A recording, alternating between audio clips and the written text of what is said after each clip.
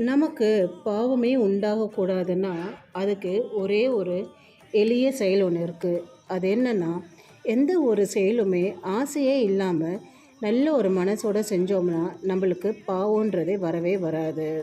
கடவுள் இருப்பது நம்மளுடைய மனசில். அதனால நம்ம மனசை கண்டிப்பாக சுத்தமாக வச்சுருக்கணும். அப்போ தான் கடவுள் நம்முடைய இருப்பார். அதை நம்மால் உணரவும் முடியும். கடவுளுக்கு நன்றி சொல்லவே கோயில் வழிபாடு இருக்குது. அதனால் நம்ம அனுதினமும் கோயிலுக்கு சென்று கடவுளை வழிபடுவது மிகவும் முக்கியம். ஏன்னா கடவுள் நமக்கு அதிக நன்மையை செய்கிறாரு. எப்பயும் நம்முடைய இருந்து நல்ல வழியும் காட்டுறாரு. அதனால் நம்ம கோயிலுக்கு சென்று கடவுளுக்கு வழிபாட்டு பண்ணி நன்றி கூறுவது நம்மளுடைய கடமையாகும். உடல் சுத்தம் செய்வதை விட மன சுத்தம் செய்வதே மிகவும் முக்கியம். ஏன்னா உங்களுக்கே தெரியும், மனசில் தான் கடவுள் எப்பயும் குடிக்கொண்டிருக்காரு. நம்ம மனசு தூய்மையாக இல்லைன்னா கடவுள் நம்மை விட்டு போயிடுவார். அதனால் மனசை சுத்தமாக வச்சுக்கோங்க. கடவுளை நம்மளுடைய மனசுக்குள்ளேயே பத்திரமா வச்சுக்கோங்க.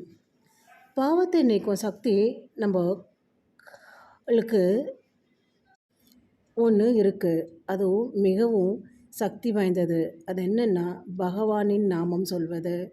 நம்ம தினமும் அனுக்ஷணமும் கடவுளின் நாமத்தை சொல்லிகிட்டே இருந்தோம்னா கண்டிப்பாக அது நம்ம பாவத்தை நீக்கி நல்லது தான் செய்யும். நல்ல அனுபவமும் கிடைக்கும்.